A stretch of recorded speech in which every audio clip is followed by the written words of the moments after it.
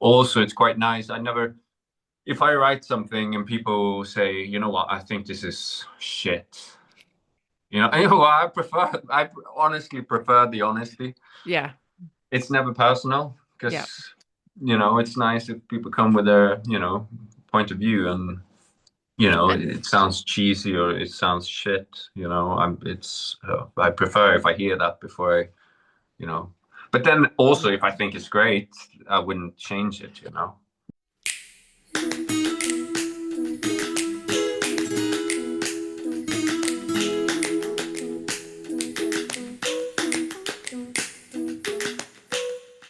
Hello, and welcome back to A Woman Refined podcast. I'm your host, as always, Lauren Renee.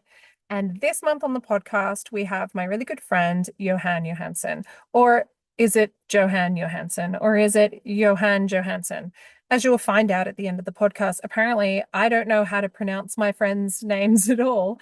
Either way, he is a singer, songwriter, he is a model, and he has lived a fascinating, interesting life. We discuss all things fame and fortune, how music writing takes place, what it's like to live that kind of lifestyle, which is out of the ordinary from the regular person. So I think it's a really great chat, and I would love to hear your feedback. If you want to shoot me a DM, a_woman_refined on Insta, or send me an email, a womanrefinedpodcast@gmail.com.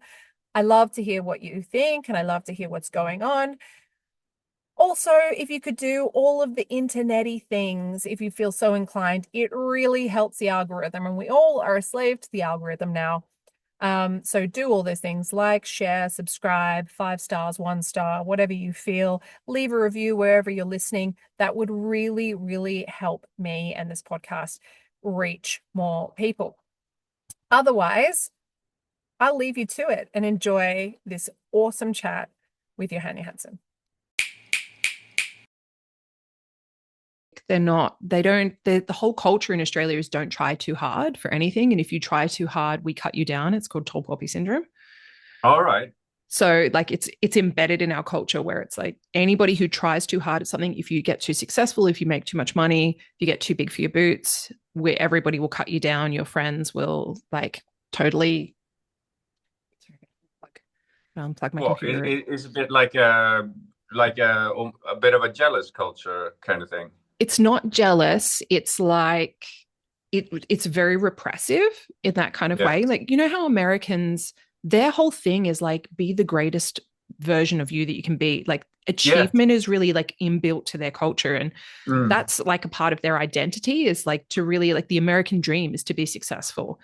The Yeah. Australian dream is to like be with your mates at the pub and no one's above anyone else. It's very like socialist in that kind of way where it's like we're all the same and no one's better than anyone else. And if you get better than someone else, then you're a dog for not bringing your mates with you, type of thing. I mean, you've been to Sweden, obviously. You must know the word jantelagen. I don't know the word Jantelagen. No, but it sort of means, like, because it's also, we come from a quite, we're quite, Swedes are quite humble in a way. I don't Right. know if you know, like, but it's like also when you become a bit successful with something, you shouldn't believe like, oh, you're something more Yeah. than you are. You know what I mean? Like It's too big for your similar. boots kind of thing. And Yeah. we're very, very picky, almost too much in that sense. If someone sticks out, we will always like look at that person, which is I never liked it, you know. Yeah. It makes it very hard to be successful in this Yeah. country. Someone actually saw a reel today, this girl saying, it's impossible to be TikTok famous in Australia. Mm. She's like, I have like millions of followers. And she said, even Hugh Jackman, he'll go into a cafe and someone will be like, oh, here's the fancy boy with his like singing and dancing, coming to order a coffee. Just Uh, like he's quite successful actor. Like it's, yeah. but One of the the whole, biggest Hollywood actors, I yeah, but guess. it's Australians want to cut people down. That's the whole thing. Don't get too successful. We'll just cut you Yeah. down.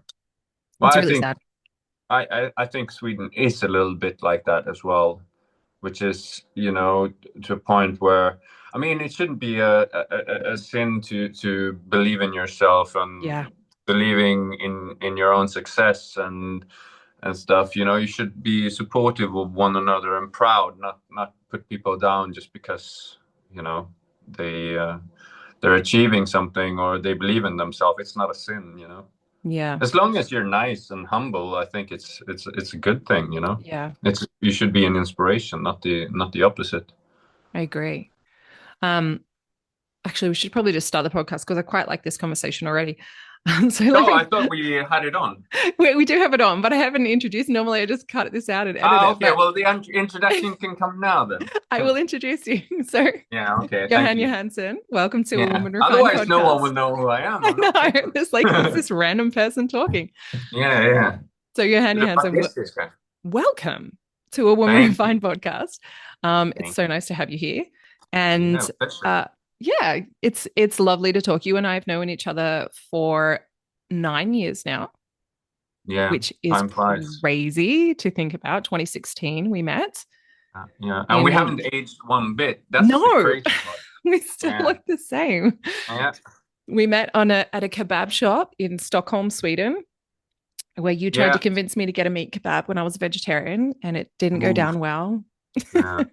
I have regrets. Don't know what I recommended, but that particular shop, it's sort of a kebab shop, but they also do this Swedish thing, where you have it's like a roll with mashed potatoes, shrimp salad, sausages, and I think that's what you recommended me to get. Yeah, because I think it was probably not so much me trying to convince you to have a meat. It was more like you want to try something really Swedish. No, yeah. You didn't know that I was a vegetarian, obviously. You saw me standing there staring at the board and being like, and you're like, this is what you should get. And it was like 2 a.m. in the morning or something like that. I don't know, some ridiculous hour.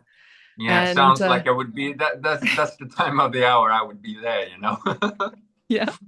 It was good because we ended up both ordering our food, and then I thought we were never going to speak again. And we turned around and our friends had made friends and were playing a card game sitting at the table behind us. So we ended up spending the rest of the evening playing cards and eating kebabs and trying to get one of your friends to talk to Alexander Skarsgård, who was in the club across from us. Oh, yeah. That was a good night, actually. Wherever I go, I have like a deck of cards with me, Yeah. Just in case someone wants to play poker or something.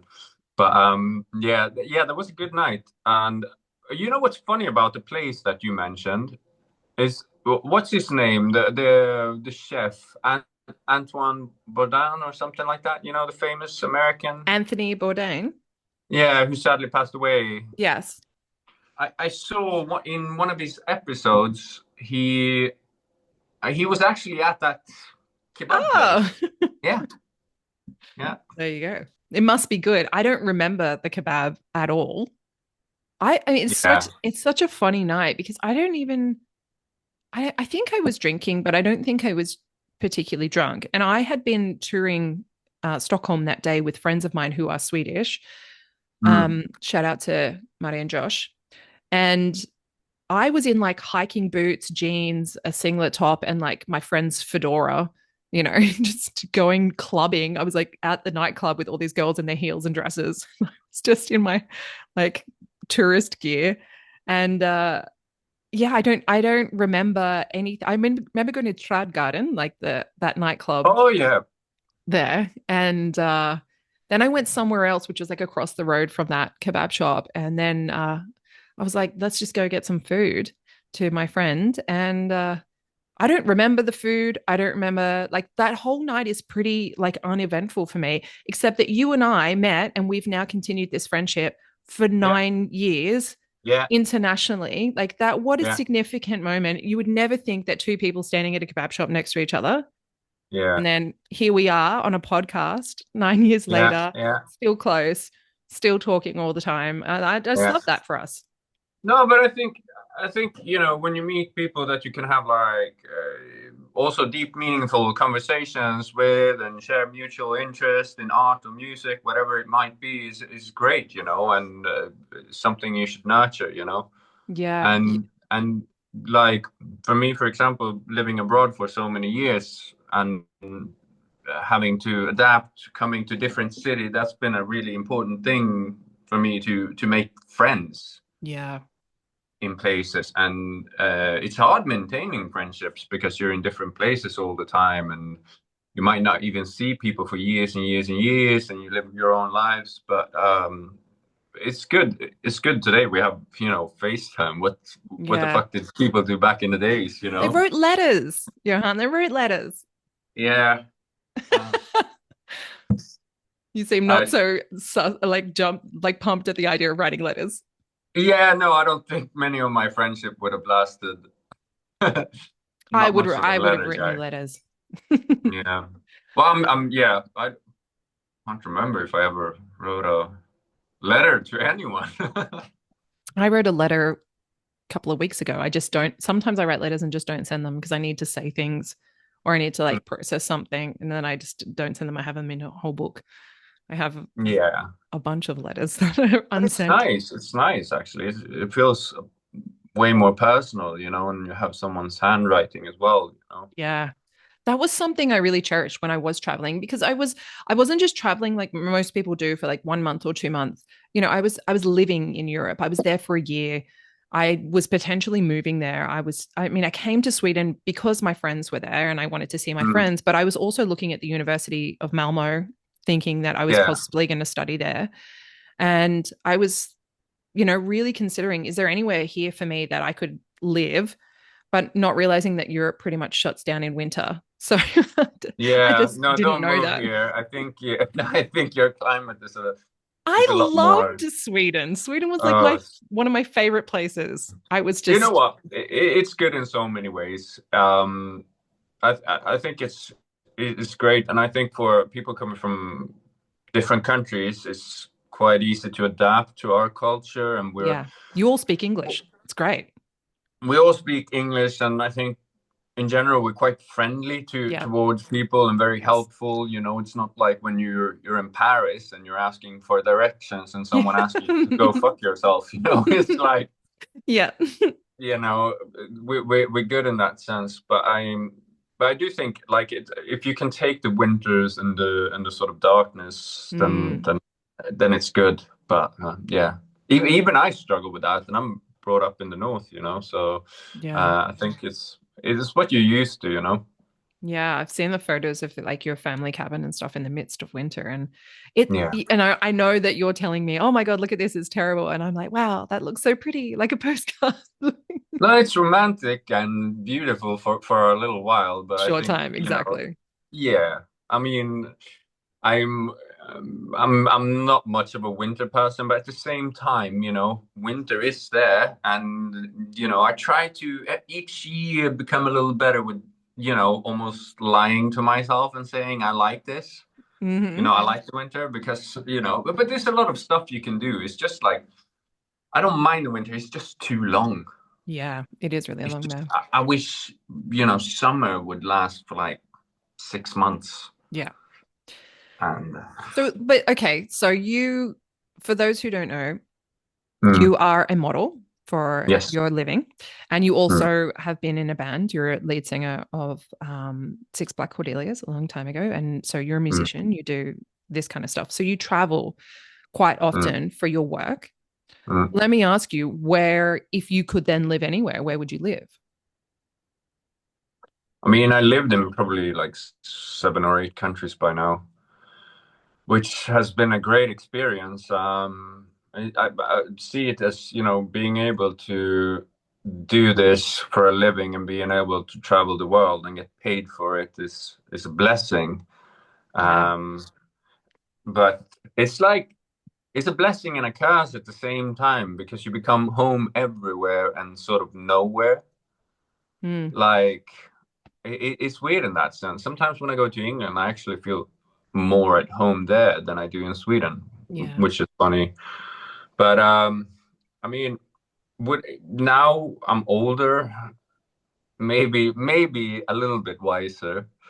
I think, if I would look to move somewhere now, it would I would probably move somewhere where it's you have good life quality. Just, somewhere. I think London in the long run is maybe too hectic. Same with New York, really, and Yeah. Paris.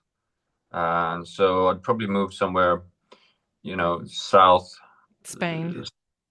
Spain, Italy. I mean, I have friends there, so yeah, Spain preferably in that case, probably.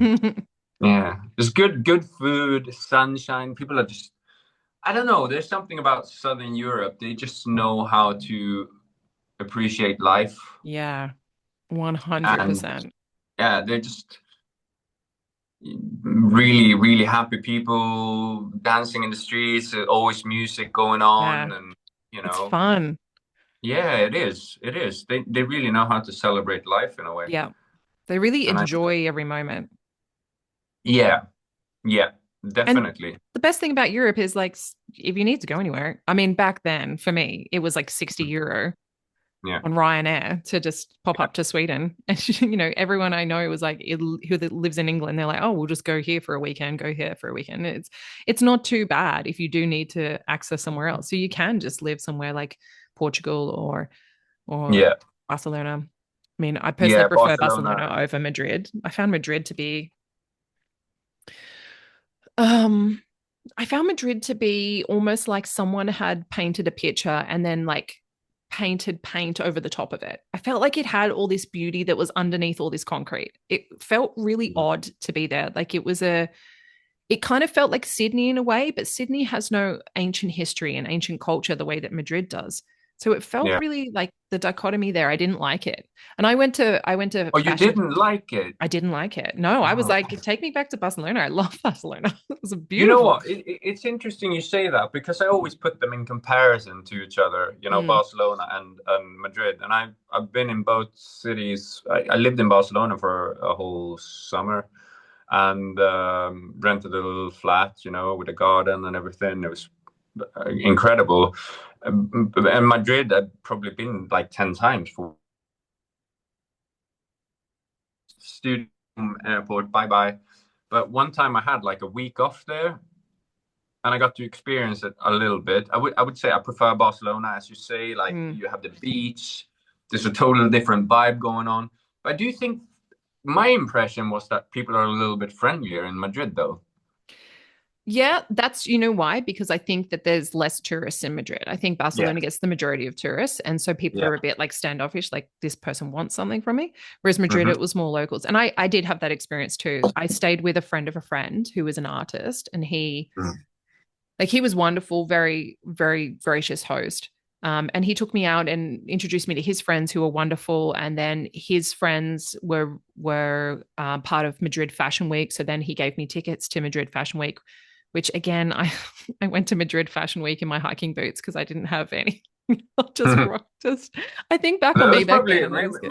maybe that was very fashionable of you. Maybe I don't know, but it was they were very accommodating and even backstage at the because I had like a access all area pass and I got to hang out and I didn't know anyone and I was just kind of like standing there like this is really awkward. I don't know what to do here.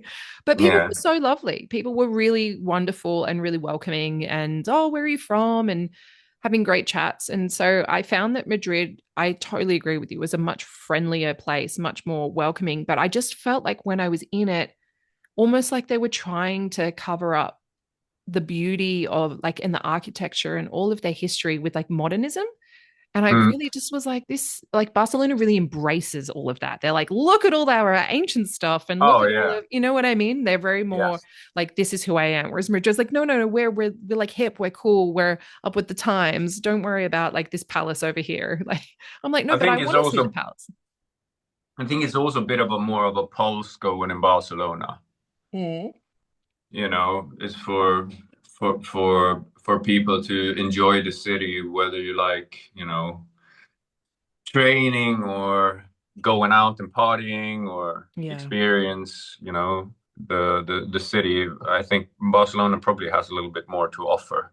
yeah, But then I think it's also a question of, if you're brought up by the sea, mm, like for me, I'm a coast, but I always lived by the coast, so I would yeah, struggle to live in the middle of a country, you Yeah. know, I always need water close to me for some reason. Yeah. Otherwise, I feel like a bit suffocated. Like I 100%. do.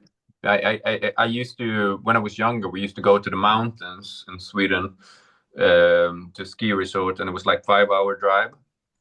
So driving from the coast to the mountains, and like halfway through the route, as a kid, I used to experience like a tremendous sense of like anxiety Wow. from not being close to the sea. I felt like kind of trapped, and there was like this nothingness that I would just I would get really anxious.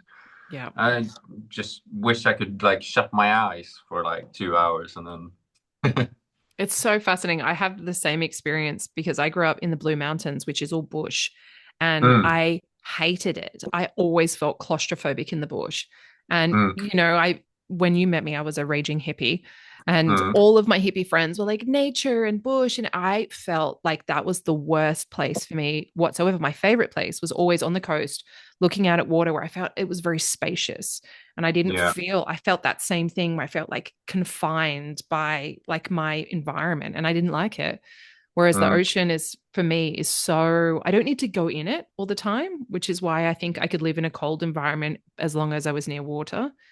yeah. Um, I don't need to be in it, but I just need to be near it. I need to be able to see it and smell it and, all of that good stuff. Sorry, All just right. 2 seconds. What do you think that is about then? Like,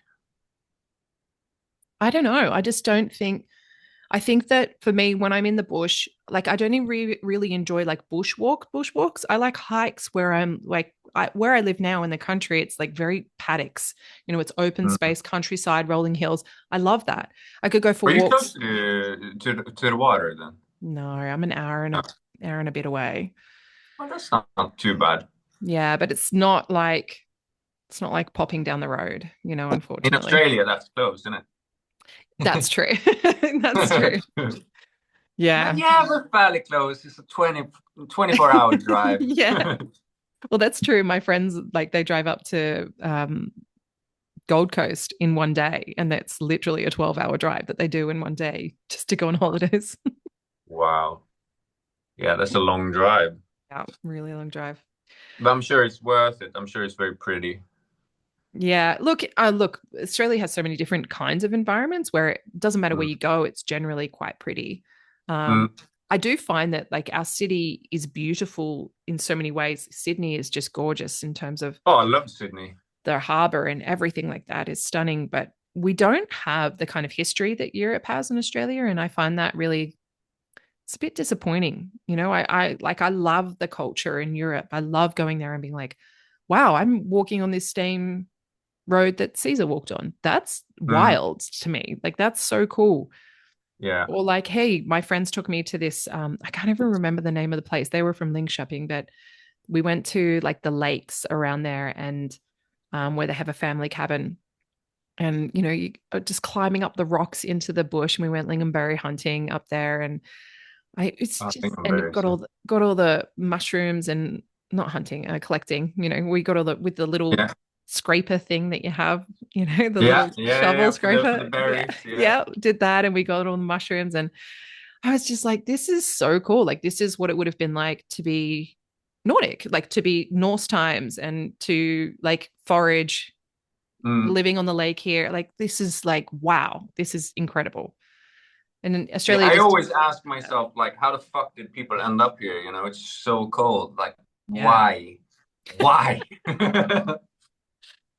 Well, and you get to travel a lot though. You get to leave. Imagine the people who, grew up there, lived there, never really leave their towns. I mean, I'm sure you know lots of Mm. people like that just But have then again, always I been there. think they're maybe happier, because you They have don't know any nothing to different. compare Yeah. to. They don't know Yeah, any I different. mean, it is like that. If you have nothing, you know, if you've always been in the same place, you can't really compare it to any other place. Mm, this is true. Um, but I always felt that, like, you know, thing inside of me. I just want to travel and travel and travel and experience new places. Because I think you learn, especially from traveling on your own, I think you learn a lot about yourself. and others, and having to like, move to a place where the culture is completely different and you have no person from your own country to talk to. Yeah.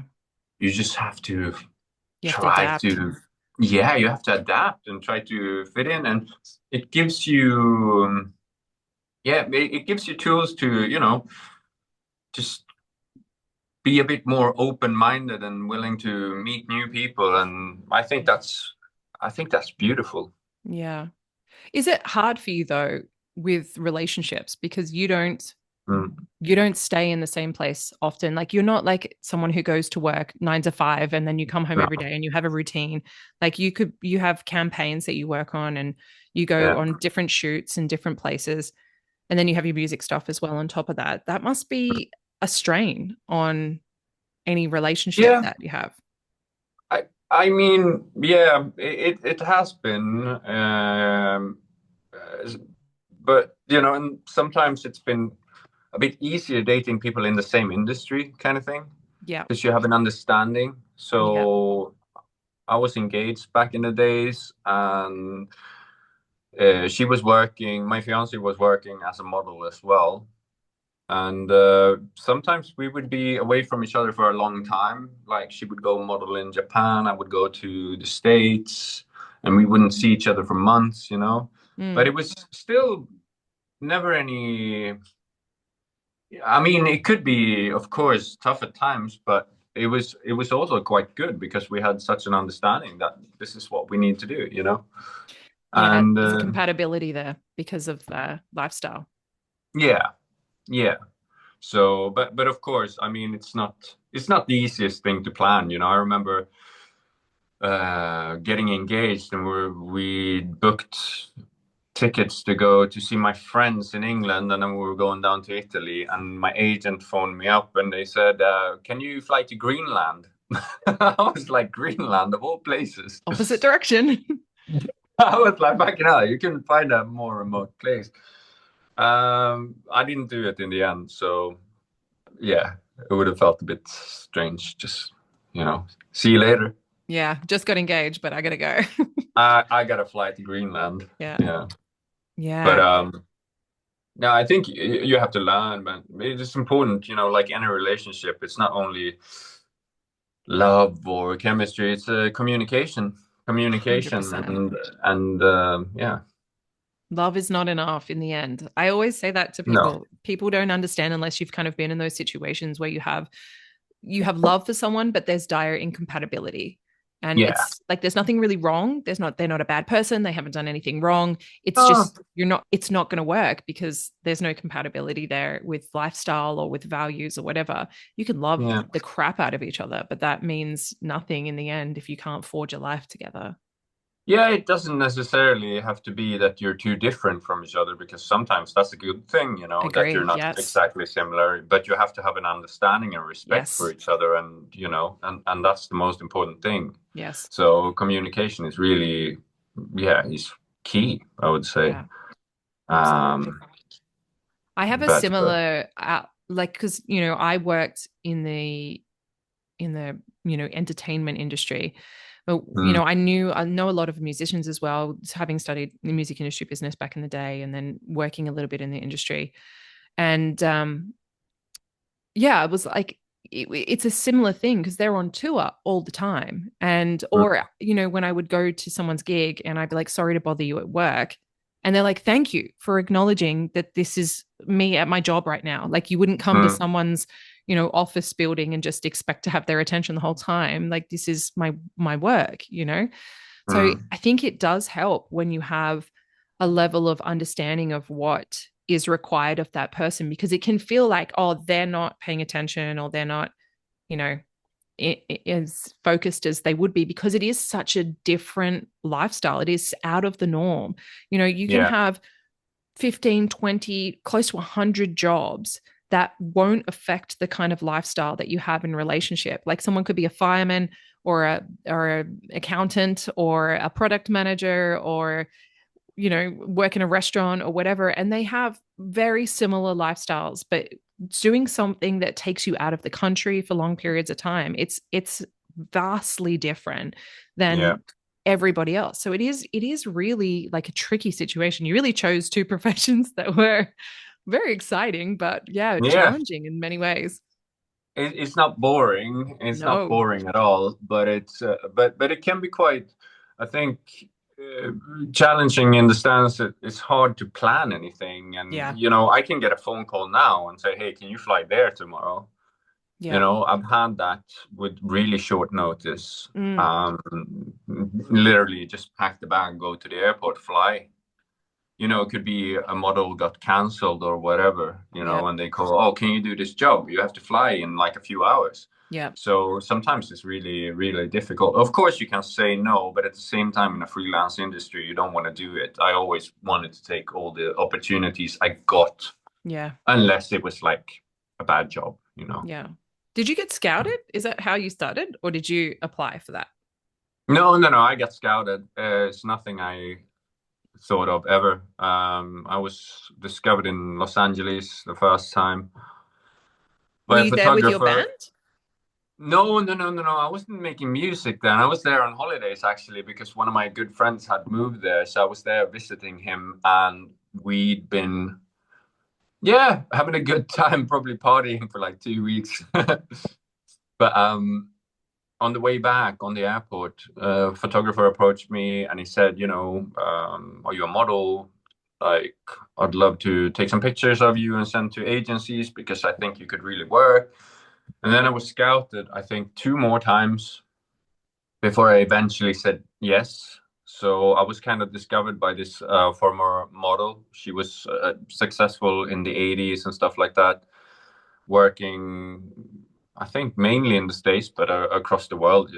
And she kind of took me under her wings and like really helped me kickstart the career by sending me to different agencies and always being there. And the fact that I only had her in the beginning was Mm. also quite nice because it's a very lonely industry. Mm. So to have someone you really could trust and feel safe with, because I was so young, it was really Mm. important. And I didn't know much about the world because, I came from a small town in Sweden. So getting sort of like the chance to just travel and come to new places and not knowing anything, I was quite scared, but I learned quite Mm. quickly also a lot of things. Yeah. And I think modeling in Milan is quite. It's very the competitiveness is very in your face. The way you do auditions and everything, and you have. I come from a small town in Sweden where it's a very humble culture and like.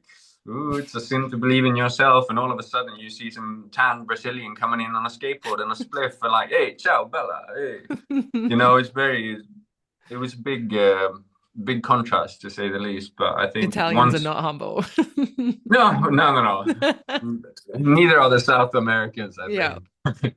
But I think it was a good lesson to learn. And I think once my career started taking off and I started booking jobs, I gained quite a bit of confidence. Mm. So, um, but yeah, it was tough in the beginning to say the least because it was a lot of hard work. Yeah, I can imagine. And I think people have that misconception about modeling that it's just like you just go and someone takes your photo and you go home and like easy money. Like Yeah. it's not always the case. And from what you and I have spoken about as well, I know that, and from what I've heard from other models, Mm, um, it can be quite demoralizing, the industry. mm, It can mm, really play on your insecurities. It can play on your self-worth, and not just mm, from being valued just for your looks, but the way that you're treated in shoots and the way that people mm. speak to you, even like saying a model like as a job Yeah. description is like it's not the easiest. I mean, I'm not gonna say it's like the hardest job in the world, but it No, no, has no. it has also some drawbacks, like most jobs do anyway. Mm. Yeah, I mean, I've been fortunate to always have good agents Yeah. that I trusted and that I really like had a personal relationship with, like a good relationship with. Mm. So always had people in the back. I've been very, very fortunate and lucky in that sense to have people to believe in me and to push me and to also be there for me. Yeah. Because as I said, it can be quite a lonely industry, and sure, it can be very glamorous at times, but a lot of the times, I think it's important. What I learned from the beginning is like, don't take stuff personally if you don't get booked. Like don't think you're worth less just because they didn't want you for this. Yeah. I had to tell myself that because you think, oh, you're the center of attention when you go up to shoots, and sure, and but at the same time, the you work with rejection on a daily basis, kind of thing when you do auditions. It's like It can be. rejection therapy.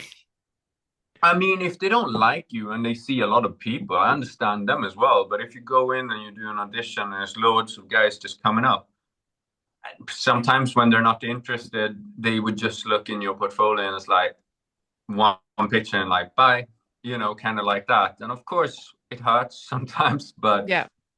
it's part of the industry, and you just have to next time. You might book the job, so you have to be strong in that sense, I think.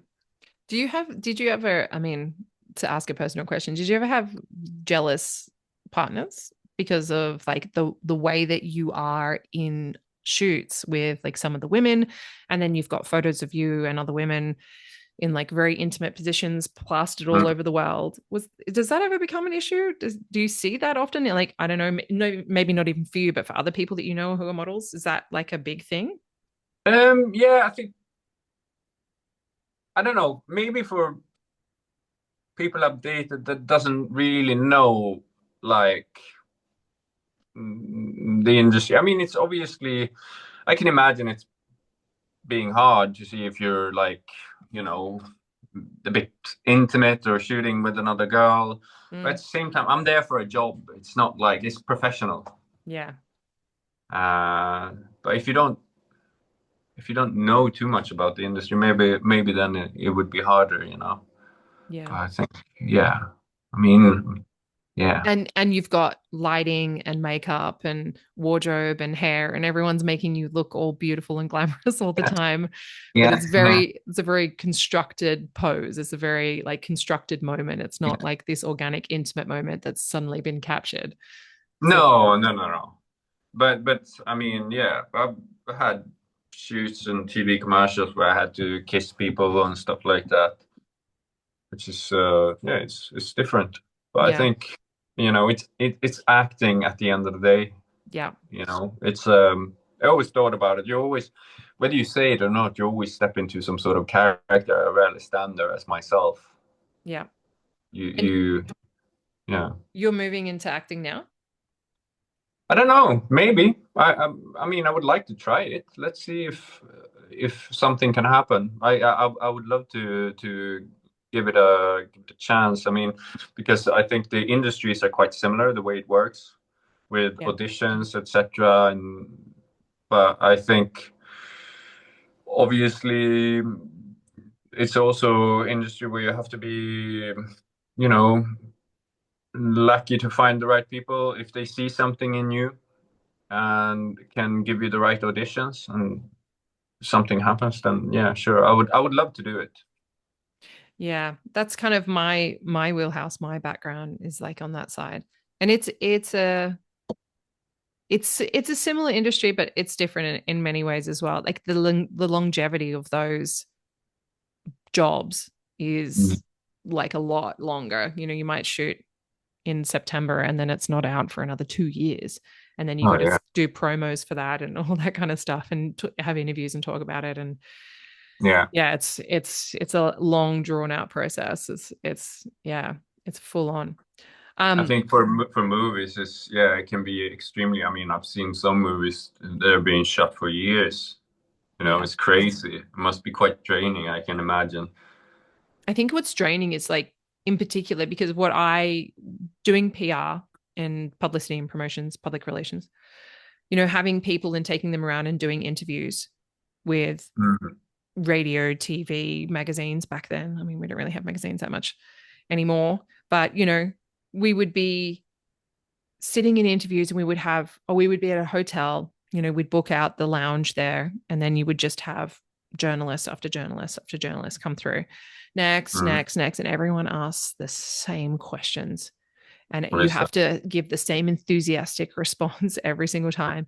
And then you get in Yeah. the car, and then you go to a TV show, and then you get in the car, and then you go to a radio, like live on radio. And then it's the same thing with the same Yeah. questions. And you have to act like, yeah. So I felt like, and I could just see it, like it just drains the person to have to, like, they play this persona that's on screen, and then they play this persona that is them promoting it, Yeah. because they like, you can't be yourself and be like, I don't want to answer this. 6 other people have asked me this today and it's a Mm. boring question and I have the same Yeah. answer.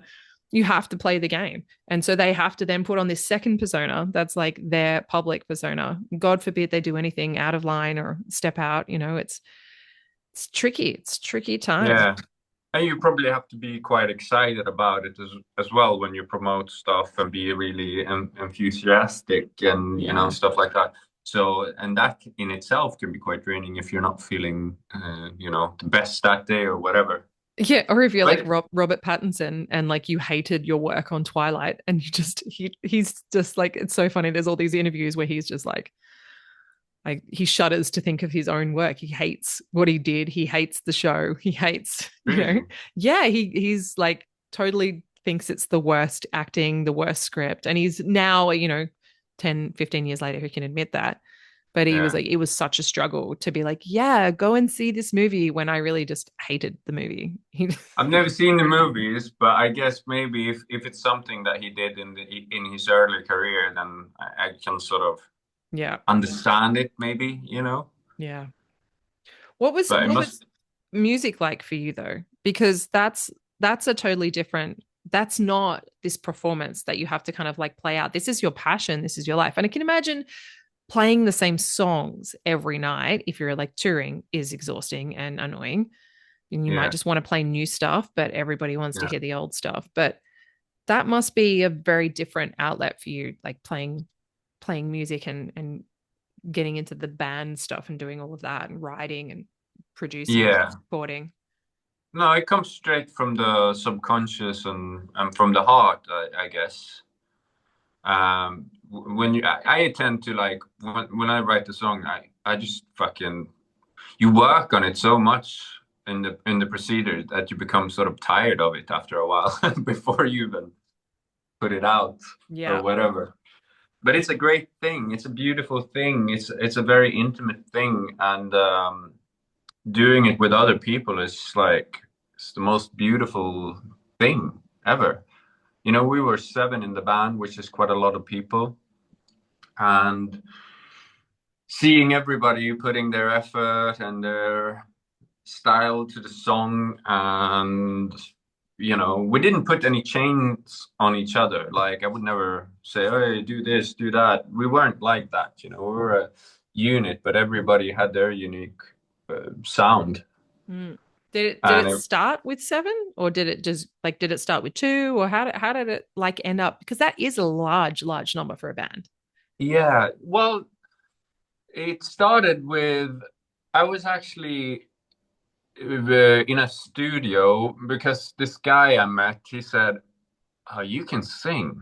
You got this, like, you can sing. You have a good voice. And we started making music together. And in my head, I was like, I'm going to be a rock star.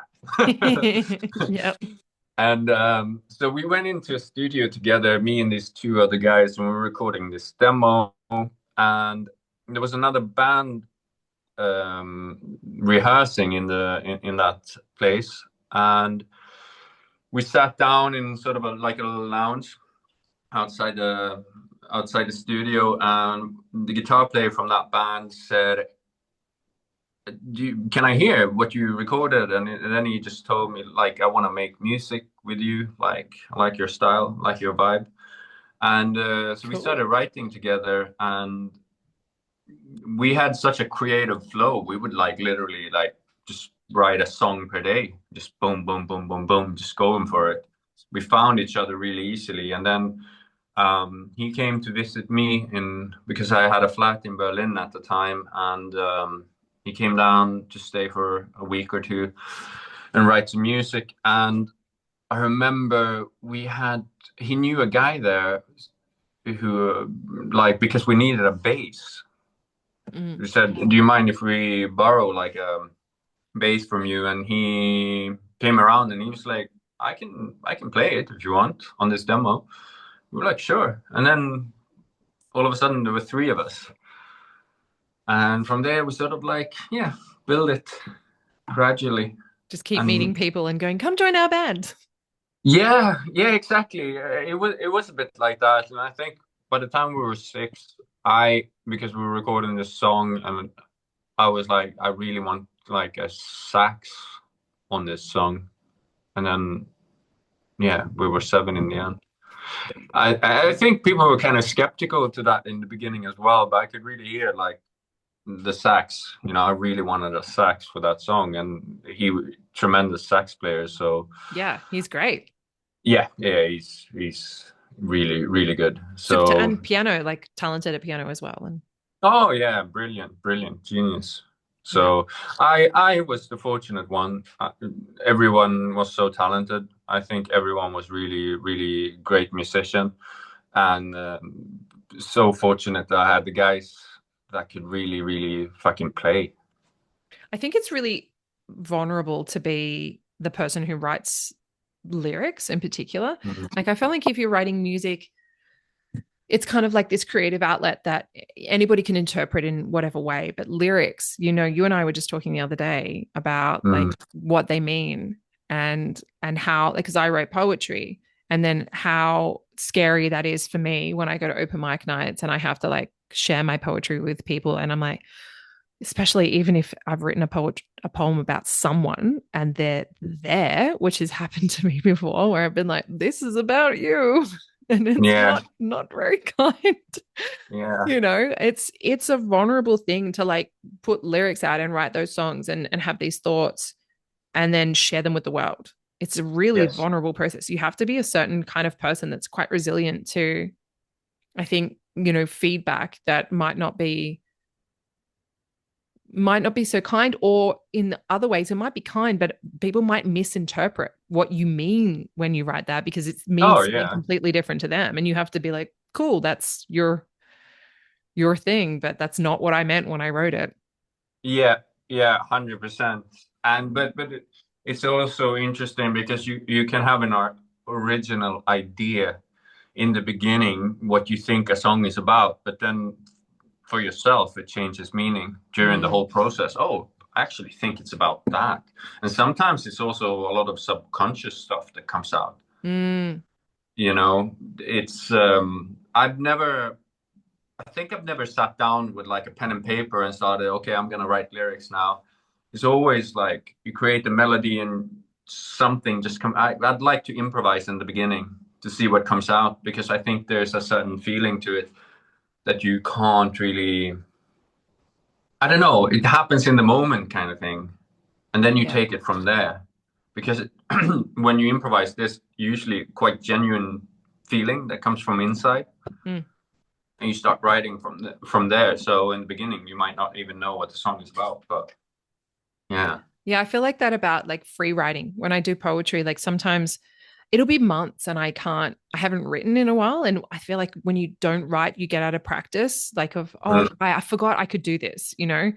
And so sometimes I sit down and I just free write, which is where you just start writing and you might write, I don't know what I'm writing about right now. This is really Mm. annoying. I hate writing this. And you just keep writing every thought that like comes into your head as like running on words. You just keep writing and writing and writing. And then eventually you kind of get into this like flow where like the subconscious, like you say, comes out, and then suddenly you've got this whole context that you didn't know was in there, and it Yeah. just, you're like, oh, this is a thing, this is a whole scenario that's going on here that I didn't even know was in me. And if you'd asked me to sit down and write this, I couldn't have done it if you'd paid me $1 million. It just, I could not have pulled that out of myself. But when I was in Yeah. the flow of it, it just came forth naturally. And I really love that, how that happens with writing. It's one of those things that I think unless you're a writer, you do, it's hard to understand how that happens. Mm. Yeah. But we all have our different creative, Processes. yeah, processes. And I, like, personally, I wasn't I'm maybe not the most structured guy when it comes to the music. So working with other people that can sort of direct you and help you with the structures has been really important. Mm. I But I couldn't think if tell it's you. Sorry, you huh? go. You go. No, you go. No, you go. Well, I mean, no, but I was saying like if you I don't like when it's too structured from the beginning. Like here's the verse, then there's the bridge, then there's the chorus. I like to. It needs to be for me personally. I prefer if it's a little bit free flow in the beginning. Then you can sort of start structuring the song. Like when you're creating it or like the finished product? No, I mean in the beginning it's nice if it's a free flow, but then when you're actually recording it, and Put it then all it's good together. if the structure comes in, and also it's quite nice. I never If I write something and people say, you know what, I think this is shit. I honestly prefer the honesty. Yeah. It's never personal Yeah. because, it's nice if people come with their, point of view, and, And it sounds cheesy or it sounds shit, I prefer if I hear that before you know, but then also yeah. if I think it's great, I wouldn't change it. Yeah. 100%. Because sometimes it's their bias and their taste. And then Mm, sometimes they have genuine criticisms that you're like, actually, you're spot on with that. And I'm yeah, going to go back and review that because you're right. That could be better. yeah, yeah. And it's really important to take the criticism for what it is. Yeah. I mean, I try to remind myself sometimes when I do write that, because a lot of it comes from, when you don't have a creative flow, it's because maybe you don't have anything to talk about. Yeah. It's in the beginning when I started writing, I had so much experience inside of me that I wanted to let out. Mm. So lyrics would come quite easy for me. And then I came to a period where it felt like everything was kind of still, and I would really struggle, and I would just, yeah, not not always find anything to write about. Yeah. And then it would just feel a little bit fake when I tried. Mm. It's a bit to try hard. Yeah. And I don't like that. Then I prefer not to make music. Yeah. I'm Or the same. yeah, I think it's important. Just you have anything to say it. And it Yeah. doesn't. Sometimes lyrics doesn't have. They can mean fuck all. To be honest, it can just be about energy, Yep. the It's way the way you sing stuff. like what we're doing right now, right? Like we didn't come on Yeah. this call with an agenda or a topic or like we're going to speak about this. We didn't have sit down and go, this is what we're going to say. We just were like, let's have a chat and see what comes out.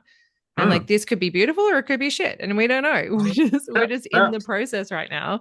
And Exactly. Who that's knows? part of for me, that's such a part of life. But I love this process of just like seeing what comes up in relation with another person.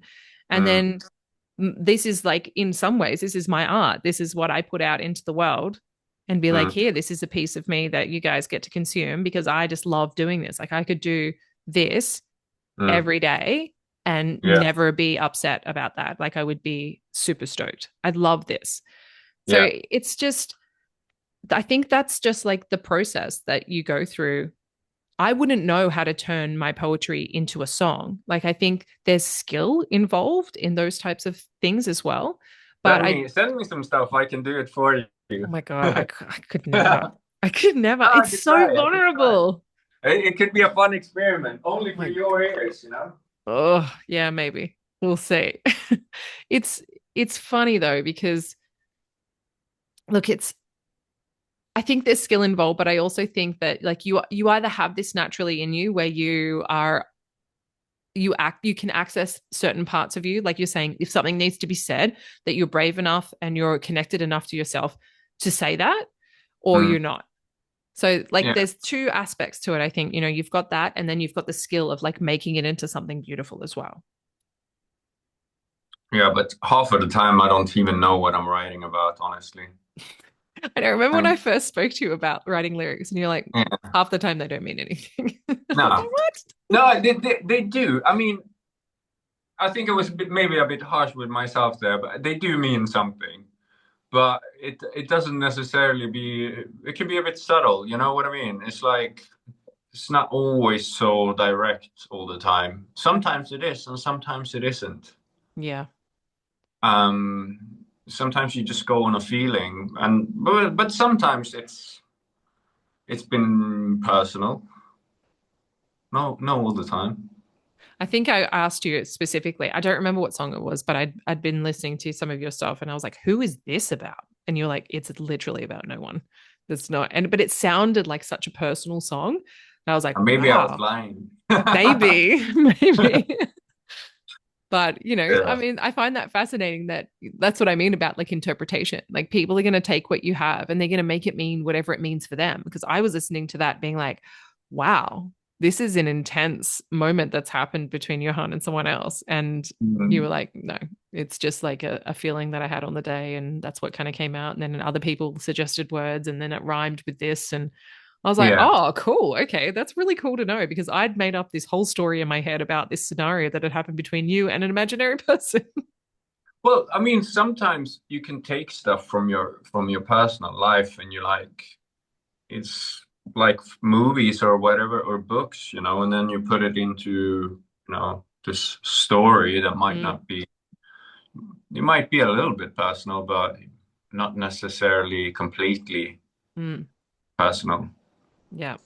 But I think in each song, I'm sure there is at least some part that comes from, Your you know, life. yeah, Yeah. in a way. Although it doesn't have to be full on, like, this is what it's about. Mm, But I think also the fact that there was a lot of influence in the back. I mean, we were 7 people, so, and everyone put their idea and vision to each song. did you ever get vetoed? Did anyone ever say, no, you can't say that, or you can't write that, you can't sing that? That's no. Well, like, this is really inappropriate, you mean? Inappropriate, or I just don't like that, or did someone just be like, no, we're not putting that out? Uh, Not really, but I think in the creative process when you're writing stuff, obviously, sometimes you would get feedback, don't use this, or don't say that, maybe change this. But I don't think it was ever any like inappropriate stuff, or Mm. like I would say something completely fucked up. Why not? You should have. Make life interesting. Yeah. But sometimes it's interesting. I try to, because I think what I really struggle with, because sometimes I try to remind myself, okay, try to be a little bit more positive in the lyrics, but at the same time, it's a process, and I think the reason why I did it in the beginning is to get something out of my chest, Mm. and you tend to go to a bit. I tend to go a little bit to the darker side when it comes to writing, Yeah. but I'm trying not to sometimes.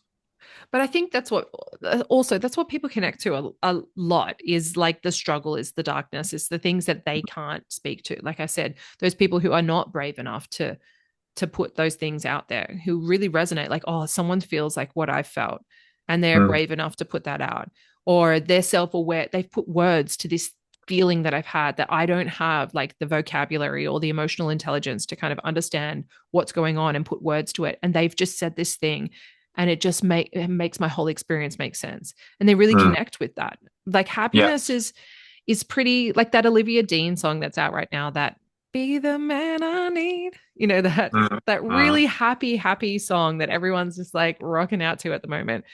Yeah, Everyone I'm loves jealous it. of that. That's what I want. That's a great song. That's a great song. Fucking walking on sunshine or come out with It's a some great song like song, that. but it's so rare for a song like that to Yeah. go big. Normally, it's the big feeling songs, it's the deep songs, it's the heartbreak songs, it's the grief songs that people go, Yeah. oh, and they It really makes connect you to. feel anything. Yeah, Yeah. absolutely. but it's sometimes nice to just listen to a song about happiness or about nothing really, you Yeah. know. But I mean, I wouldn't say I prefer like the like radio pop where sometimes it's just nonsense really. Yeah. But it's That surprises me coming from Sweden. You guys made the most nonsense making songs. yeah, The Swedish, yeah. the Swedish wrote all of the 90s boy band, girl band, pop songs. Oh yeah, we Like had a lot of big producers and they writers just from made Sweden. I Want It That Way by Backstreet Boys. That's a song that Oh doesn't yeah, make sense. Totally written by Swedish people who didn't really understand the English language that well. It was yeah, great. Made millions of dollars, song about nothing. Nobody yeah. knows what No, you're I talking think about. I think we're like the third biggest export in the music industry. I think Yeah. it's, You guys are it's a up there. big music culture here. All sorts of genres really, and but I think with the mainstream pop, we've been quite up there. You know, Literally even writing all of the songs. It's crazy. huh? Literally writing all of the songs still today. Those Hmm? guys are Yeah, still writing songs yeah, for like some of the most famous singers that are out there. yeah, yeah. We have some tremendous songwriters in this country, I think. I reckon that goes back like almost genetically, You because, think? well, if you think about it, storytelling, like you didn't historically, Nordic people didn't write things down that much. They Uh, were storytellers. yeah, So I think that there's something that gets like trapped in the DNA about the way that your family communicates, the way that your culture communicates, that kind of like gets passed down as being like, we're really good at this. We're really good at like sharing in this way. And it has happens with Aboriginal culture here. Like they were the same. They didn't write anything down, just really great storytellers. And that was how all of the mythology and all of like the laws and the ways of being are shared, is just through word of mouth and passing that down from one person to another.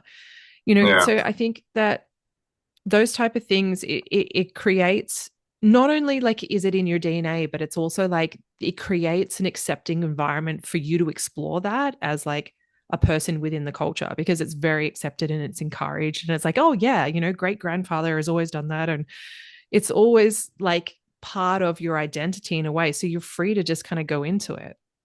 yeah. I don't But know. it's an interesting take on it. It could be wrong. I No, no, let's you just could be right. I just could be right, could be, never, oh look, we'll never I know. never thought about it. I never thought about it until that moment, but No, I I just, think you're thinking more about these things than I do. Yeah, but it's interesting. I just, I never really thought about it.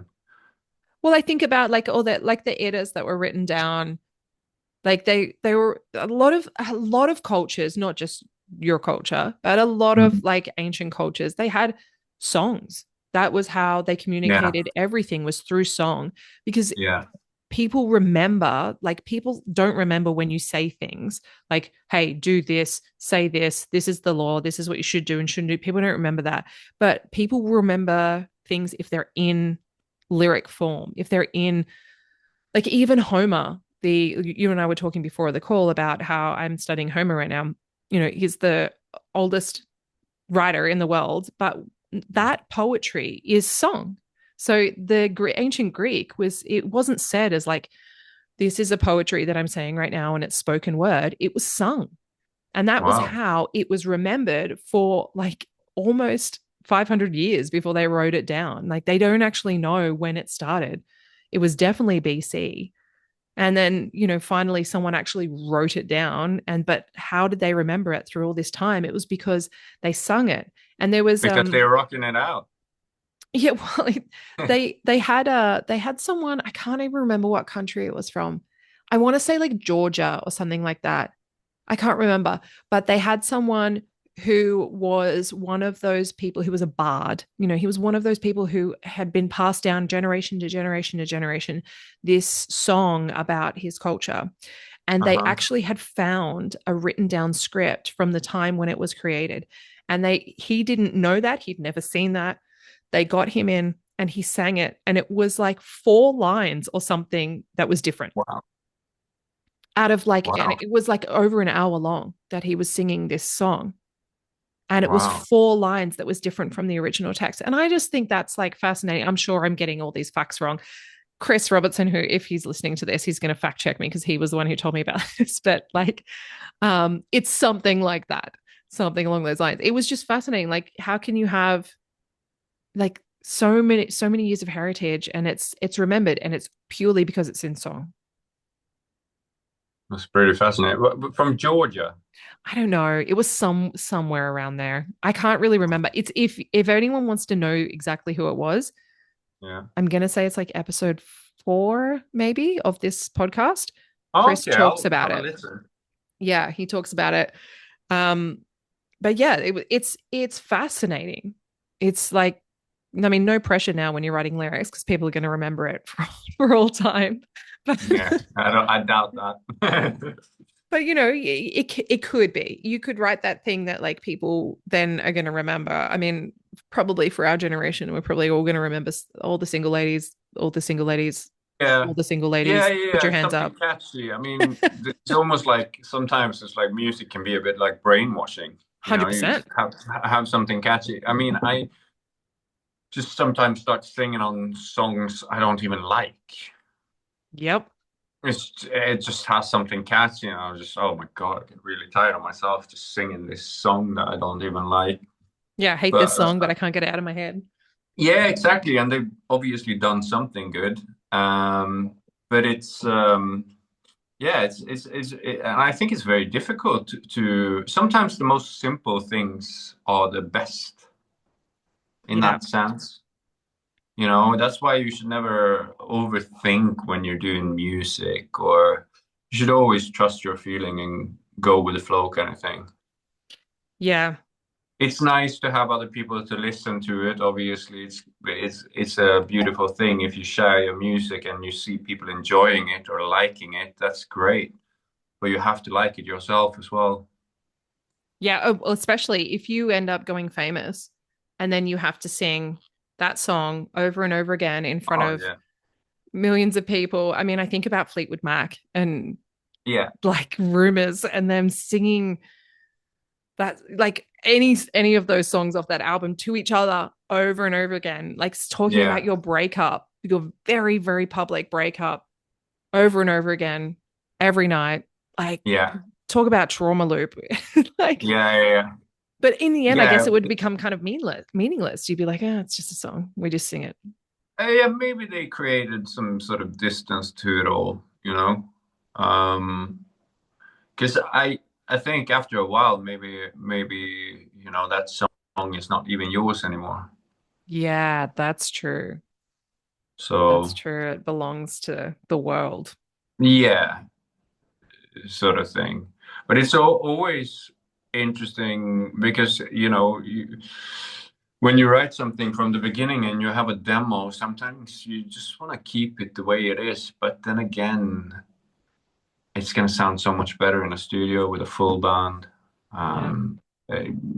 It's also a process I really enjoyed is taking a demo into a studio and then transforming it Mm. There's with a some full band. there's some bands though that I think they sound worse in a studio than they do live because there's something about the energy that they bring live that cannot possibly be translated through Mm, the studio. yeah, Like in particular, Jason Mraz, I think that his never like had, never had. like you would know the song, you know, it's called "I'm Yours." It's like Okay, I can't even think about how it goes. I'll Google it later. Yeah, you'll know it. Um, he has a live album, and I just particularly love live albums for this reason. But it's like another realm of talent, and then you listen to the album, and you're like, eh.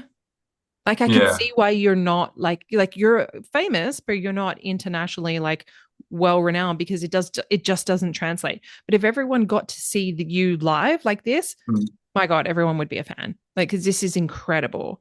There's particular people that I think that they have some kind of energy or some essence that like comes across when they're performing that is just, it's, you just can't capture it. You have to be there for that moment. And I wonder how many of those people that I've missed in the past, like from the 70s and the 80s, Oh that yeah. would have been like that I would listen to their records now and be like, nah, don't really like that.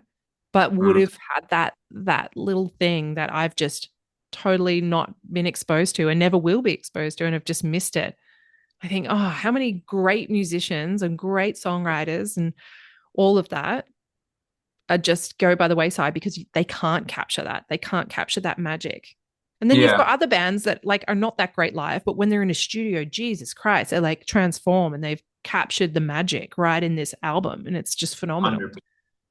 100%. And sometimes bands have both. Yeah, like Zeppelin.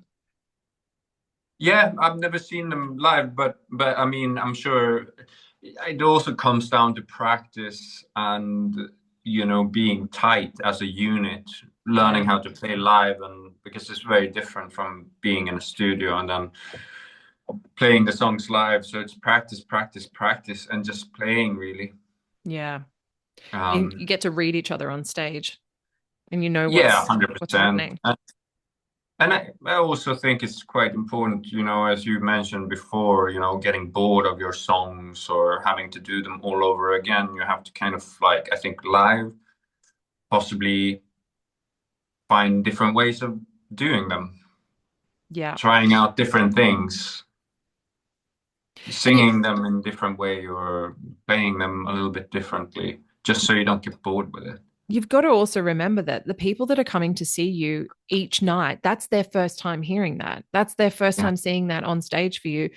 For you, it's your sixth or your seventh time singing it, Mm. in this week even. But for them, it's like their big night out that they might have saved money for and, come to Yeah. see, it's like it's a really big deal. And they want to see like the person giving their all and really like participating and really enjoying the song as much as them. But luckily, because I know what it's been like to be on stage through my work, Mm. where I've had an entire stadium of people, like tiers of people. I don't know how many the stadium holds, maybe 10,000. I don't know. In Sydney, and I've been on stage with the band, and I've had them all like they're screaming at the band, not at me, but I'm just on the stage, and Yeah. the energy that you get thrown at you as a performer from the audience is intoxicating. It's like some high. You can so see Oh why yeah, it's a musicians are drug, like I addicts. think. The high is like I above and can't even beyond. You can't imagine. replicate it. Yeah. I can't even imagine how it must feel like. You must feel like some sort of god or something. 100%. You have all those fans. I remember playing live for the first time, and that wasn't even, wasn't loads of people or anything because no one knew who we were. But it was such a cool experience to have, to Such come a up on rush. stage and actually all the nervous thing you feel inside before you go out, and then you maybe see someone and they like it, and it gives you energy, and it's great. Yeah. At the same 100%. time, it would be the same if you see someone don't like it. It's terrifying, horrible. Yes. Bring you all down. I can't remember who it was, but there was one actor. It was an actor? Oh, yeah. No, I think it is from Almost Famous, where he says, I look for the one person who's not getting off and I make them get off. Like he looks for the person who's not enjoying the Mm, show. And that's his challenge for that night. That's how he makes it interesting for himself. But it is yeah, that rush. Like I was high for like a full 24 hours after that. Like I couldn't wow. sleep that night because it was just so intoxicating. You're getting like 10,000 people's energy just thrown at Yeah, you. It's so easy to become addicted to that and to make it a part of your identity and make it mean things that maybe it doesn't mean. And then you say you become like a massive pop star or whatever. And I asked you the other day, do you have like fans of like oh your yeah, work? no, But don't, but sadly. like if you were like a really famous person and super pop star or whatever, and then you've got all these people who are just throwing all this love and adoration at you and oh my god, I love you, you're the best, oh my god, you're so attractive, and I want to do this, I want to say that, and I will do anything to be near you, it would be really difficult to hold your center in that. Like I can't even. This was like not even mainstream bands that I was on stage with. This was like alternative music back in 2005, I think. This was like Taste of Chaos tour that I worked on. And it was, it was like emo bands. They're not even my jam. I was just working, and it was really intoxicating. I was like, I could do this. Someone give me a mic. I want to do this for a job. This is great. Well, I think that's probably why, also why a lot of, not only the money, some bands they could quit and they still have enough money for generations, Yeah. So I think it's the love for the music, but also, as you say, it's probably become quite addictive to perform and be on stage and having all this love, as in Yeah. for your music. It must be one of the greatest feelings ever. I wouldn't know, but I mean, I can imagine, playing stadiums and stuff like that, must be absolutely madness. I think that's why it's so easy for them to get into like sex and drugs and all that kind of stuff. Like sex, drugs, and rock and roll is a saying for a reason. I think they're Oh chasing that yeah. high. You get off stage, Yeah, you're like, you're constantly looking for kicks, how do I get high like that again? And nothing is ever going Yeah. to meet that. Like you can't. No, It's just impossible. no, no. It will come to a point where you can't, like, top it. Yeah, your dopamine's tapped out. Yeah, Just like, you have to try to find them in healthy, natural, everyday, a more constant flow kind of thing, do I you think. find that in running now? Because I know that you run a lot. Is that like your healthy high? Uh, yeah, people talk about the runner's high, but like I think it calms me quite a bit.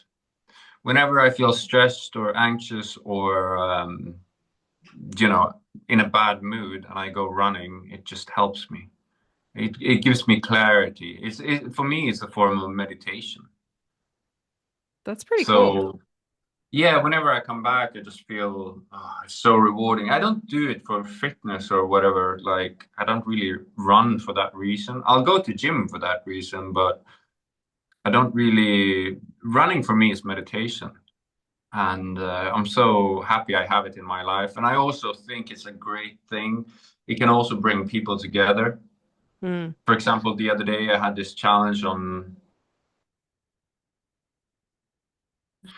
following each other's progress and supporting each other and pushing each other on. It's a beautiful, beautiful thing, whether you're in different countries. Yeah. Yeah, that's And true. It's connective in that way. it is. And I mean, not all the runs have to be your best runs, but it's more like the fact that you're out doing it in nature or whatever, wherever you want to do it, Yeah. I think it's a great thing. I really like it. I didn't used to like it, but I love it. And I would almost say it's a bit of a drug in my life right now. What was the turning point that made you like it though? What was the The turning point that made you like it if you didn't like it before and now you like it. Why? What changed? uh I think the fact that I just started doing it and see how it affected my mood on a daily basis and how it made me a lot calmer as a person. It helped me, yeah, it helped me, be a bit more balanced, I would say. Yeah, well, they say that going for a run releases more. I can't remember what chemical it is, but it's like the drug that they give you for depression. It releases more Mm. of that than maybe it's serotonin than the Yeah. actual drug. So you're actually better off going for a run than taking the drugs. You're actually going to get a better result medically Oh, from that. 100%. I mean, I feel it constantly. Like whenever I feel stressed about something or feel there's something I need to process, I just I just go for a run and it helps me so much. I can really tell the difference in my well-being if I haven't been running for weeks. Mm. And if I have like, I'm saying if you overdo it, like for example, this month I'll probably, I mean, I ran 200 kilometers. It's quite a lot. I'm turning into Crazy. Forrest Gump or something. But I think, you know, if you do it in moderation, is really good for you. You're convincing me. I'm not a runner, but you're making me Do it. curious. Do it. You know, Look, I no got I pressure. got little legs, okay? I'm not really designed for running. I'm a short person. Yeah, but you can run, you can stop, you can do like, Yeah. you know, I won't get break it very up. far because it'll just be little steps. Yeah. They'll run much further than me. Well, you don't have to go completely like super fast or anything. That's true. Just take it in your own pace. I think I mean everybody finds their own way of like relaxation or meditation, whatever you want to call it. I think give it a try because I think it's what releases what happens with the body afterwards, you know. It's just so like for me it's like, oh God. You're emptied. Yeah, I process stuff without even. It's like when you dream sometimes and you have dreams, and they don't have to be particularly deep, but you know you process something when you wake up because you feel relieved. Yeah. Well, they say that's how men actually process emotions is through movement. So, like, Mm, going to talk therapy is not actually the best thing for men to mm. get in a place where they can move, whether it's running or jujitsu or some boxing or whatever it may be. But they actually process all of that stuff through movement, and that's what actually is effective in men's mental health is movement. Yeah, I think it's so important. I think it's really, really important for mental health, body and mind together. You know, it's so important. Rather, everyone has their own way of dealings with things, but if someone hasn't tried it, I would highly recommend it. You don't have to be the best runner or anything. Just take it in your own pace and like do it, you know? I'm trying to think of that Because it's movie where she's that terrible runner. Oh, no, it's from Friends where Phoebe goes running for the all first right. time. Yeah. Everyone is always referring to Friends, and I have no idea what Oh, people you are haven't talking seen about. it? Oh my gosh. I've seen it, but yeah, a few episodes. Phoebe goes Yeah. running with Rachel, and Rachel's like a very, normal kind of runner, but Phoebe's never run, and Phoebe's like really weird, and she just starts Oh, running. her running style. Yeah, she's running with her arms out like this, and her legs are going sideways, and she's Yeah, like, but "This is the best. This is heaps of fun." yeah, but it's so funny because people, it's so accurate because people run in the weirdest ways. You know, there's a lot of runners here. I pass when I run around here in Stockholm, and it's just like it's crazy because some people just look so funny. I probably look so funny as well. Like when I run, I probably look awful when I'm running, but everyone has their unique style, you know. Yeah. I have a friend who's studied like the anatomy and biology and all the body and does like PT kind of work with all of that kind of stuff. And he used to be Mm. able to kind of assess a person's personality based on the way that they would run. So we would sit Oh, that's on scary. the beach side and he would be like, oh, this person's got this kind of issue. That person's got that. Look at the way that they're leaning forward or the way that they're on their tiptoes or whatever, he Yeah. would be able to like almost psychologically analyze them from their running style. I find that Wow. fascinating. Yeah, that is fascinating and scary at the same time. Yeah. Send me your running style. I'll send it to him and I'll tell you what he says. Yeah, no. No, no, no. Yeah. Oh, this guy has issues.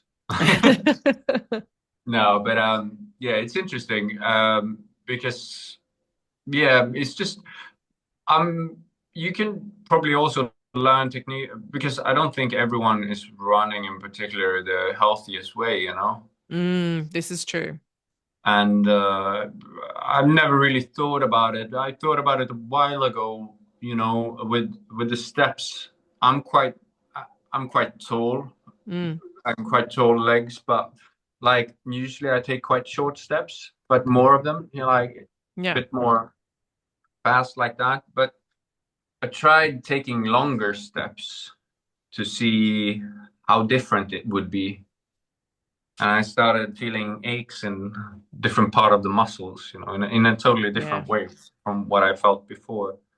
But it also felt very more like flowy kind of thing Yeah. You're when I supposed ran. to run. I think you're supposed to run on your toes, like from what I understand. Like you're supposed to be toe first. And I remember trying to Yeah, run like that and being like, this feels retarded. Like, but yeah, yeah, it's yeah. supposed to be the way that you're meant to do it. But I mean, all of us, like, I used to do dance and gymnastics. So my body uses the wrong muscles to do things that it shouldn't use the muscles for, like because it had to get in such like awkward positions that is really Yeah. unnatural for the body, so it would just make it work. And I'm hyper mobile as well, so I would be in like my physiotherapist is often like, you can do that but it's wrong, like you're using all the wrong muscles and that's why your back's messed up because this is all wrong even though you're doing that move perfectly. I had a practitioner friend of mine who he was like, you should never do yin yoga because you can do all the movements, but Mm, you're actually damaging your body by being in those movements because you're using all the wrong muscles to get there. And I was like, wow. wow, okay. So I can imagine it would be the same for running. I would probably like really mess up my body because I would be using all the wrong muscles to do the wrong things. I wonder how many people have that, like how many people have bad knees or bad ankles or hips Oh, are off or loads. whatever because they run in a way that is that their body's not meant to work. Loads of runners have problems with knees and ankles, and Yeah. you know, I felt like after this month I had experienced pain in pretty much everywhere.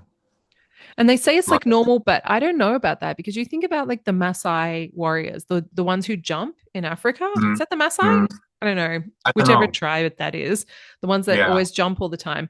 They're yeah, like jumping and that's like really heavy on the body. And they're super tall. So they would be really heavy, yeah. You would heavy on the assume it's knees. quite heavy on the knees, you know, And they jumping up never and down. have knee problems. That's not a thing that happens.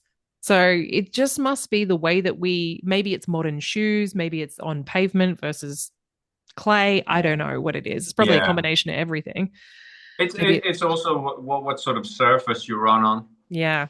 So whether it's we, asphalt or something else. Like it's really important to have, like, if you run a lot, I think it's important to have some like proper shoes yeah, because good it's an shoe. investment, you know. Well, Like people I've been say running. barefoot running is the way to go.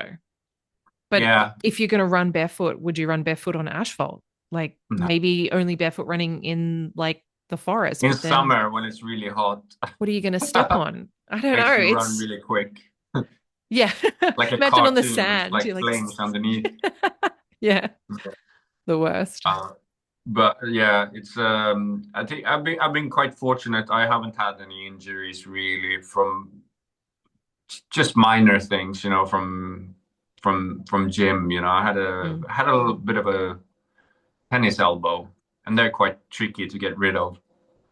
yeah. And I had it for about 8 months. Yeah. They're painful. And I've had one too. yeah, it sucks. It's just the fact that you can't really, especially when you like to lift, you can't really do it. Yeah. And the only recommendation I got was don't do it. But obviously, I didn't listen. And So steroids. They want to inject the steroids into you. yeah, I didn't do that. I didn't want to do that. I had them in So my wrists. Yeah, I had like it was almost like a carpal tunnel, like a RSI type thing in my wrist, and I had to wear these wrist guards like on both hands. mm. And yeah, it was the same thing. It was when I just had my child, and they're like, "Don't lift your child." Okay, How did you feel the steroids? Was it? it was amazing. Oh my God, I Yeah. toughed it out for like a year, and Did it I was actually work? it worked, and I had the wrist guards on, and I was able to not have pain, and that was phenomenal for me. And they said it would be 50-50, like maybe it would work, maybe it wouldn't work. But I Yeah. was at the point where I was like, I will try anything. I can't deal with this. And I think if um you suffered from it for a long time, then it's good to. I started thinking about doing it, yeah, but it's sort of healed, and I'm sure it will come back at some point. maybe when we're old, when we're really old, we'll be like, there was damn elbows. Yeah. Elbows, knees, Yeah, everything. Paralympics. You'll see me in Paralympics next. If only we had been jumping instead, this would be not an issue, apparently. Yeah, but I also think it's quite good to let the body recover and, heal. You always have to listen to the body. I've had periods where I've trained like way too much, and you feel the result is like going backwards instead of Yeah, progress. Especially with gym, I think it's important to really listen to your body and give your body the right amount of time to heal and build itself up again. Because what you're doing, you're breaking the muscles down when you train, and exactly. yeah, nutrition and recovery is key Yeah, I agree. in training. I agree And totally. if it was that easy to like build muscles, just going to the gym, that would be great. It's It's a it's lot more hard. complicated. Yeah, It's fucking full on especially in dedication. in your line of work because you can't have any off days. You can't have those periods of rest or you're not going to get the jobs. Yeah, I mean, the other day it was like, they asked me, oh, can you send, underwear and swimwear Polaroids, to this client? So obviously it's nice to feel in shape when you do this kind of stuff. So weird. Like, can you just send me a picture of you in your undies? Thanks. Like, Yeah, but it's part of the job. I It's know, fine. but But every other normal person would be like, all right, that's a bit odd, but yeah, it's yeah. just like your everyday life. Yeah, here's a Uh, picture of me in my undies. yeah, you sort of become numb to it, I think. No, it's just it is what it is It kind of is. thing. Yeah, But it's nice to be in shape when you do it, and feel good. 100%. Yeah, I think So that's the same for everyone. especially I'm getting older. When I was younger, I didn't really used to when I was younger in the modeling industry, I didn't really used to train. I was just skinny. It was a different diet, lots Yes, of cigarettes. and kebabs apparently. Not so much, but yeah, occasionally. Only at 2 a.m. Yeah, only on special evenings. You Yeah, were exactly. you actually were shirtless when I met you, but you had a leather jacket on. Yeah. Was I? Yeah. Fucking hell. I remember. It was probably a warm night. It was a really warm night. Or It was. maybe I lost the shirt during the night. You never know. That's possible. There's always a possibility.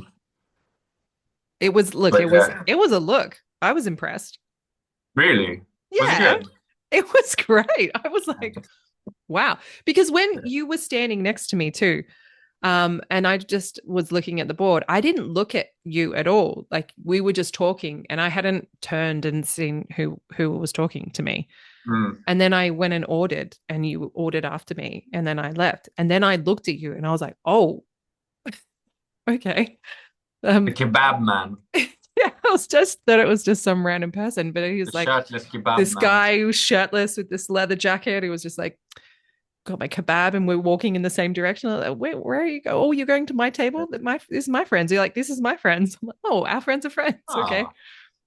So What, yeah, what what month was that? Was it like July or something? Must have been it quite warm. it was It wasn't winter for August. sure. It was August. Mm. So probably quite warm still. Yeah, I think mid-August, maybe beginning of August. Yeah. It was like Oh. I'd left Italy and then gone up to Sweden and then went back to Italy and then went to Bali and then went home later that year. But yeah, I got to get all the Nordic countries done because it's so expensive here. I'll never be able to come back just for a Oh, it's holiday. so expensive. You mean the Nordic countries? Yeah. Yeah, food is crazy. Like so expensive. It's expensive to live here, but yeah, I think you have quite good life quality, but it is expensive. I think I was in Spain a month last summer, and I realized how cheap food is, Yeah. and It's even wine and stuff. yeah, wine like $4 at a supermarket. Like, wow. Fucking hell, it's like No wonder they're start drunk all feeling the greedy, time. like what? 350? Oh, Yeah. buy 10 of them. It's like 100%. yeah. Yeah, and it's good quality too. It's like really Yeah, it's good amazing, quality. No, the like wine is great. organic. It's all No like, hangovers. yeah. No, it's much better.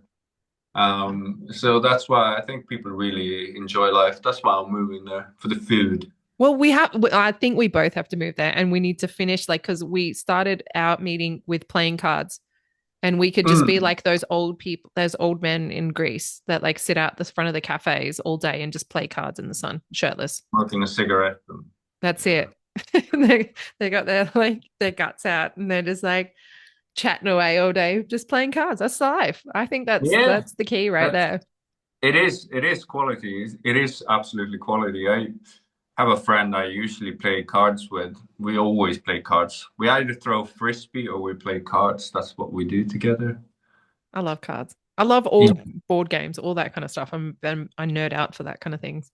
Oh yeah, I love it. I love it. I played the other day actually with four people, What a great way to and meet people too.